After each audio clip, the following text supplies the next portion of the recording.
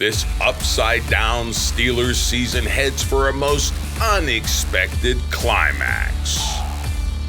Welcome to the Steelers update from PennLive, where we keep track of all things Steelers, so you don't have to. This is John Lucy reporting. Well, this wasn't how the 2023 season was supposed to play out for the Steelers. Second-year quarterback Kenny Pickett was expected to cement himself as the long-term starter, if not an outright franchise arm for this storied football team. Instead, a fully healthy Pickett has been relegated to the sidelines in favor of the third-string, all-but-forgotten Mason Rudolph. He's now the hot hand in Pittsburgh, and many bandwagon jumping Yinzers are pushing Pittsburgh to re-sign Rudolph for the long term. Well, what does Rudolph have that Pickett doesn't? How about pocket presence, an ability to hit receivers in proper progression, and a rocket of an arm? The best measure of Rudolph's impact on the Steelers' offense is the resurgence of talented receiver George Pickens. He's gone from pouting and not blocking to doing what he was born to do: catch footballs far down the field. In 2 games with Rudolph getting him the ball, Pickens has 11 catches on 15 targets for 326 yards and 2 touchdowns. This includes splash plays of 86, 66, 44, 37, and 34 yards. You think Pickens loves himself some Mason Rudolph? All this is coming from a quarterback who was nearly clubbed out of the NFL by a helmet-wielding Myles Garrett 4 years ago. Pickett, meanwhile, had won over the Pittsburgh fan base long before he ever won the starting job.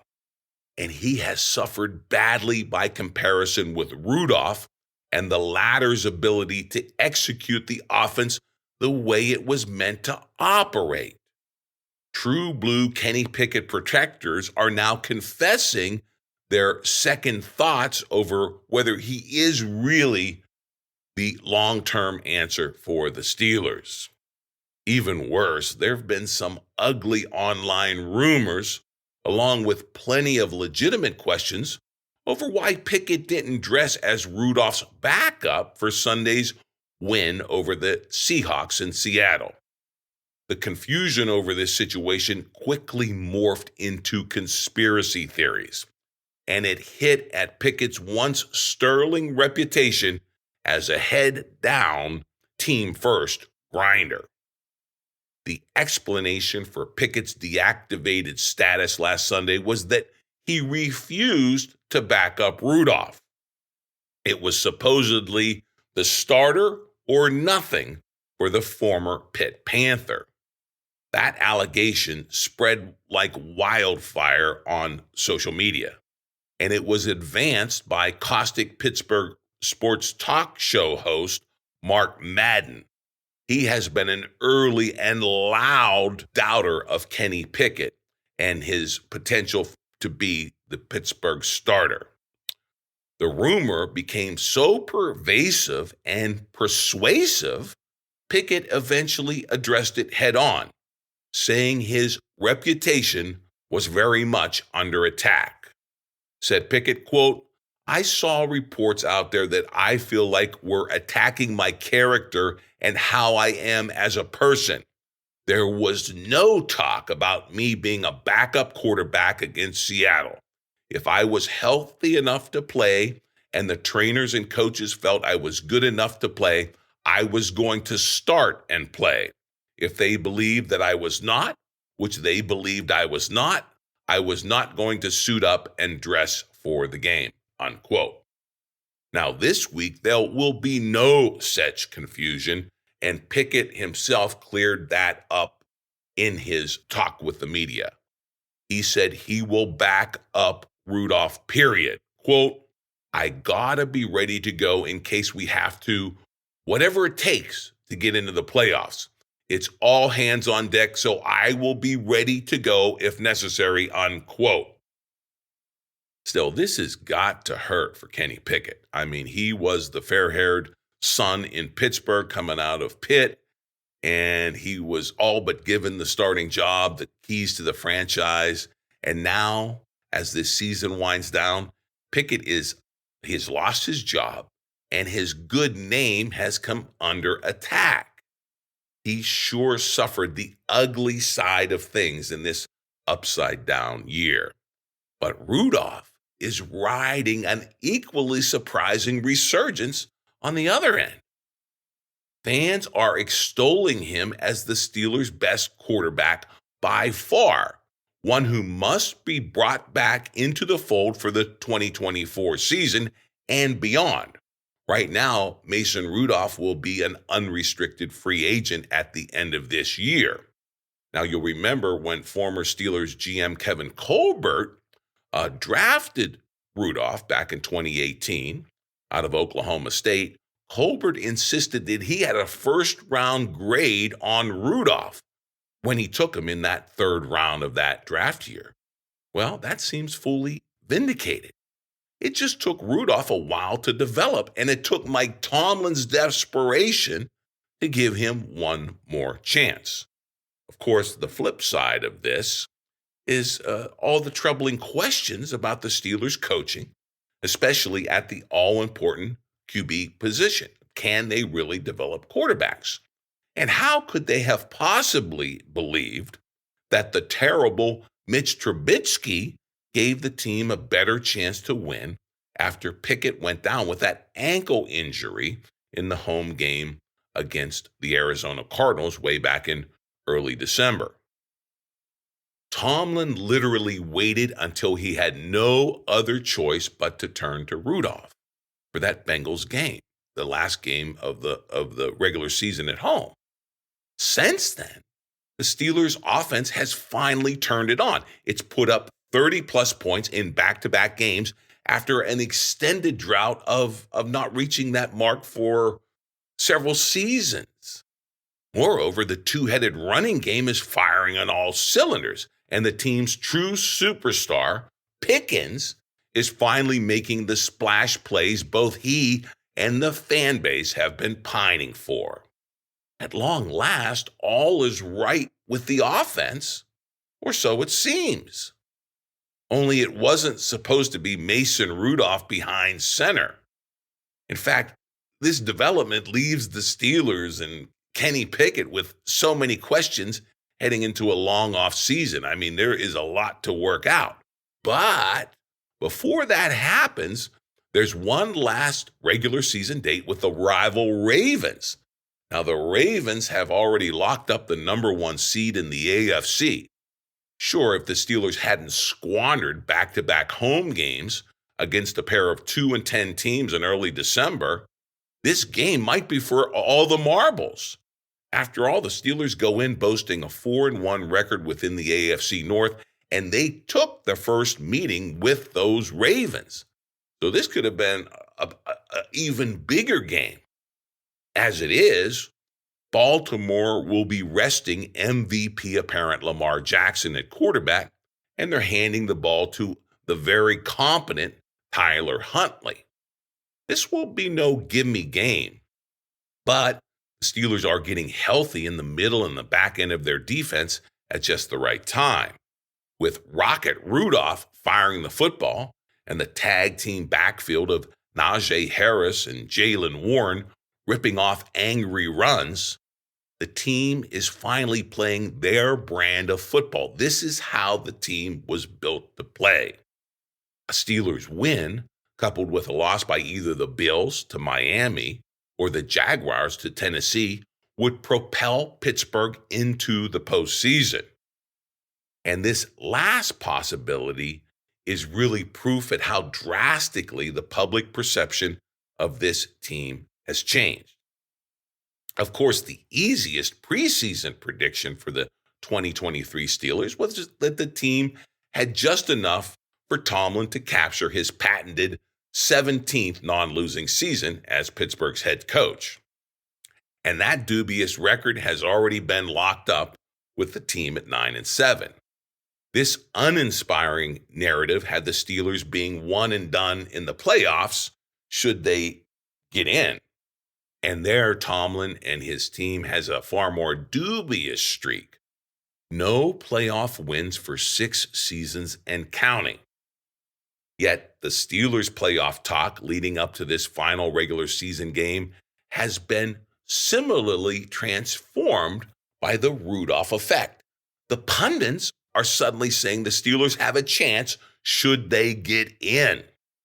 And wouldn't it be fitting for this upside-down Steelers season to be capped with Rudolph taking out his revenge tour in Cleveland and securing victory over Garrett and those Browns? I mean, would not that be sweet? This town would erupt.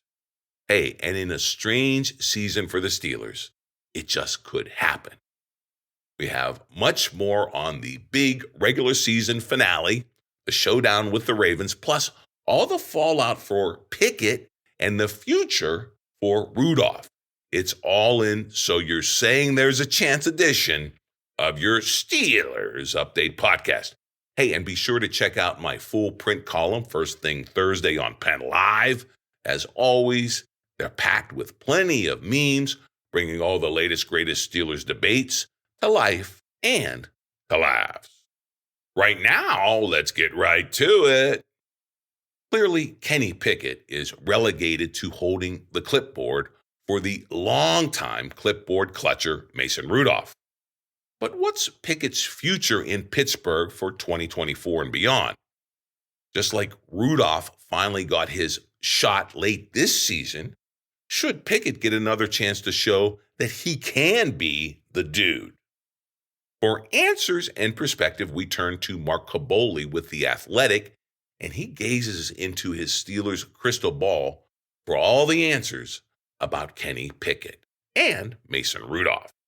Kaboly writes this, quote, Rudolph deserves this chance, and Pickett should support him in every way possible. Rudolph went through 4 years of absolute hell, including more than 2 years without a start, with barely a word said. He supported the Steelers' starting QBs throughout that period. On the flip side, Pickett deserves a chance to get that job back next year, and that's the way it needs to and likely will go. Tomlin is 100% making the right decision when it comes to starting Rudolph this week and really the rest of the games the Steelers will play this year, that being the playoffs, which is a nice possibility. The truth of the matter is, and this is coming from a true Rudolph believer, that Pickett should have every opportunity to regain his starting job next year, regardless of what happens over this next game, 2 games, 3 games, or whatever the Steelers end up playing. Pickett still has 2 more years left on his rookie contract, plus a 5th-year option available to the team. That means he's under the team's control contractually through the 2026 season, although a decision would have to be made before that. In the offseason, the Steelers need to entice Rudolph enough to re-sign him without rubber stamping a starting job with his name on it, which might be a challenge. He would then have to be assured of a fair battle with Pickett, something I'm not sure he would get even if he balls out the rest of this season to be the team starter. When the ultimate decision has to be made on Pickett's 5th-year option after the 2024 season, or even after 2025, then the team can choose. Makes sense, doesn't it? They don't need a long-term answer right now. They need a short-term answer, unquote. Wow, I mean, there you have it from Kaboly. He's saying there is a way that the Steelers can orchestrate both of these QBs. I mean, they have full control of Pickett. They need to obviously negotiate with Mason Rudolph and present him a fair chance of winning this battle that will unfold over not just next year, but possibly the next 2 seasons. And then at the end of that, you said the dust settles. So that's an intriguing way this could all play out for Pittsburgh, for Pickett, and for Mason Rudolph. Of course, the first thing is the Steelers will have to sign Mason Rudolph beyond this season. And in a Steelers season that hasn't made much sense, that is some good sense for how to handle this very unexpected QB quandary that the Steelers are now faced with. But again, this is the future. We're talking about a regular season game that looms large for the Steelers and for the playoffs. So, what about that big matchup versus the Ravens with possible playoff implications for the Steelers on the line? Well, we know the big gun, the likely MVP, Lamar Jackson, is out for the game. He's a healthy scratch by order of Coach John Harbaugh. But what about the rest of these Ravens who really have nothing to play for and they have a bye week beyond that? Well, here's Jeff Zerbick with The Athletic trying to read the tea leaves as they're coming out of Charm City and John Harbaugh. He writes, quote, Harbaugh said he considered numerous factors and ultimately decided that it was the right move to sit Jackson and make sure he's as healthy as possible going into the playoffs. Steelers need a victory to stay alive in the AFC postseason hunt. Now, Harbaugh then elaborate on whether he'd rest other starters beyond saying that reserve safety Darryl Worley, who's battling a shoulder and ankle injuries, will not play. The Ravens have several banged-up players, including guard Kevin Zeitler, safety Kyle Hamilton, cornerback Marlon Humphrey, and inside linebacker Patrick Queen, who also may not play on Saturday. Said Harbaugh, quote, we're really not ruling anybody else out for the game until we see what our injury situation is, unquote. Now, if you go back to 2019, the Ravens had clinched the AFC's top seed and a playoff bye ahead of their regular season finale against the Steelers. Mirror image. Harbaugh that year opted to hold out Jackson and several other veteran starters for that Steelers game. The Ravens then played a flat and sloppy playoff opener and were soundly beaten on their home field by the Tennessee Titans. That prompted questions this week about whether Harbaugh should play everyone to maintain the team's momentum, unquote. But the bottom line, according to Zerbick, is Harbaugh wasn't buying it. And likely, Lamar Jackson will be joined on that sideline by quite a few other key Ravens on Saturday afternoon. The going conventional wisdom is lots of Ravens are going to sit. And you got to say, advantage Steelers, right? Well, maybe not. Not according to the big money being wagered in Vegas. As Brian Batko with the Pittsburgh Post-Gazette tells us, the whales are plunking down cash on the Ravens, with the Steelers listed at minus 3.5 points going down to Baltimore. The over-under in the game is 36.5. Batko writes, quote, the Ravens are drawing just 52% of the bets in the spread market, but 96% of the cash being wagered. That's a huge signal that big bettors like them a lot despite their potential to rest starters. Sharps are also pounding the under with 99% of the cash on just 78% of the bets. 5 of the last 6 meetings between these divisional rivals have gone under a total of 36.5 points. The over has cashed in each of the Steelers' past 4 contests, however, and the Ravens are 2-0 against the spread as an underdog in 2023, unquote. So there you have we're all looking at this game one way, but the people who put the money where their mouths are see a low-scoring Ravens win. So who do you got on Saturday? Well, however it turns out, we're going to cover it here, and we're going to be here whether there is a postseason for your Steelers or an offseason for the Steelers, because the Steelers Update podcast does not stop in any part of the season. We go 365 every week of the year, and we want you here with us as we either go into the postseason with your Steelers or into the offseason with a lot of questions looming, most especially around Kenny Pickett and Mason Rudolph. It is now a two-headed monster at quarterback for your Steelers. And, of course, right now, all the attention on Saturday afternoon turns to Baltimore, Charm City, for the Steelers visit with playoff implications on the line. So we got to say, go Steelers. And, of course, log on to PennLive.com anytime for your real-time Steelers news.